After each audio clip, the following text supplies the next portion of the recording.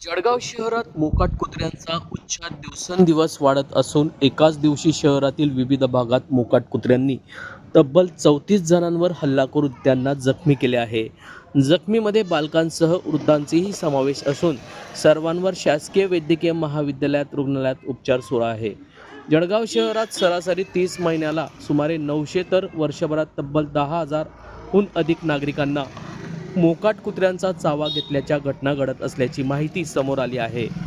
वाढत्या घटनांमुळे नागरिकांमध्ये भीतीचे वातावरण निर्माण झाले असून महानगरपालिका प्रशासन मोकाट कुत्र्यांचा बंदोबस्तात उदासीन असल्यामुळे नागरिकांनी संताप व्यक्त केला आहे.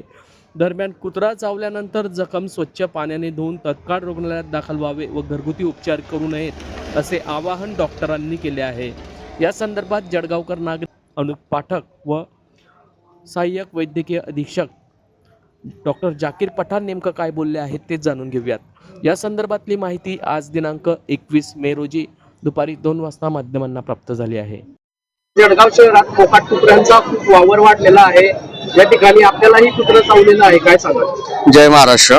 मी जळगावचा एक सुजाण नागरिक म्हणून आता प्रशासनालाही विनंती करू इच्छितो की जळगावमध्ये मोकाट कुत्र्यांचा इतका सुळसुळाट झालेला आहे की तरुण असतील, लहान मुलं असतील, वृद्ध असतील, अगदी म्हणजे पिसाळलेले कुत्रे. आम्ही सकाळी वॉकिंगला गेलो होतो, अगदी 3-4 कुत्र्यांनी आम्हाला घेर घातला आणि त्यातल्या शेवटी 2 कुत्र्यांनी आमचा पायाचा चावा घेतला. आजकाल आता या मोकाट कुत्र्यांच्या बाबतीत प्रशासनाने योग्य ती कठोर कारवाई करण्याचे आदेश आहेत.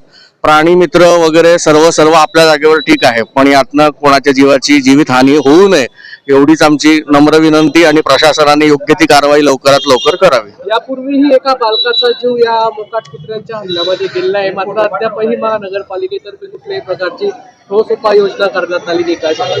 नक्कीच तेच सांगण्याचा प्रयत्न करतोय की भूतदया, प्राणीदया वगैरे हे सर्व आपापल्या जागेवरती आहे, परंतु त्यांच्यातर्फे जर आपल्याला जीवितहानी आणि जसं आपण म्हणतो की त्यांनाही जीवितहानी व्हायला नको, तर प्रशासनाने योग्य ते काहीतरी नियोजन करून, कारण काय करतात की त्यांना पकडून इकडचे त्या ठिकाणी सोडल्या जातात, तिकडचे पिंपळाकडचे पकडून या ठिकाणी सोडल्या जातात. याच्या पलीकडे काही होत नाहीये आणि यातनं कोणाची जीवितहानी होऊ नये, बस एवढंच आपण प्रशासनाने काय ते नियोजन करावं. खर्च केला जातो या कुत्रे पकडण्यावर, मात्र ठोस पर्यायच नाही, कुठल्याही प्रकारची कारवाई ठोस होत नाहीये. निधी वगैरे सर्व आपापल्या ठिकाणी ठीक असेल, पण तशी कुठल्याच प्रकारचे नियोजन किंवा कुठल्याच प्रकारचं असं दखल घेतलेल्याची कुठेच दिसून येत नाहीये. ते कुत्रे जसेच्या तसेच आहेत आणि रात्री तर अक्षरशः म्हणजे घराच्या बाहेर निघणं की तुम्ही हातात रॉड ठेवा, काय सगळे सांगतात उपाययोजना की तुम्ही काठ्या घेऊन बाहेर निघा. पण काठ्या घेऊन निघू नये, काय होणार आहे? 3-3, 4-4, 5-5 कुत्रे जर असे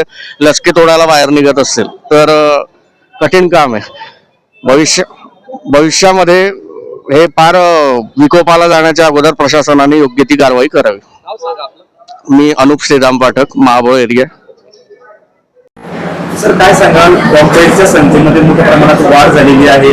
साधारण महिन्याला किती, दिवसाला किती आणि वर्षासाठी किती डॉगबाईटच्या केसेस झाले? हो, दिवसाला तर आता वाढ झालेली आहे. 30 तर आकडा आहे दिवसाचा. आजचा तर 34 असे झालेले डॉगबाईट आणि महिन्याला 900 आणि वर्षाला 10,000 पर्यंत जाते. तर हे वाढतच चाललंय वारंवार. सर, बरेच नागरिक काहीतरी घरगुती उपचार करून येत असतात, त्यांना काय सल्ला द्याल? नॉर्मली घरगुती काहीच उपचार करू नये. जे ओपन वाउंड असते त्याला स्वच्छ पाण्याने धुवावे आणि सरळ हॉस्पिटल गाठायचं. त्याच्यात चुना लावायचा नाही किंवा कसलाही रॉकेल टाकतात, कोणी हळद लावते, असं काही लावायचं नाही. वाउंड फक्त स्वच्छ धुवून किंवा ब्लिडिंग जास्त होत असेल तेवढी कंट्रोल करून त्याला बँडेज वगैरे लावून आपण हॉस्पिटलला येऊ शकता डायरेक्ट. सर, डॉगबाईटशी रिलेटेड जो औषधी साठा आहे, इंजेक्शन साठा आहे, तो आपल्याकडे मुबलक आहे? मुबलक आहे, भरपूर आहे औषधी साठा आपल्याकडे.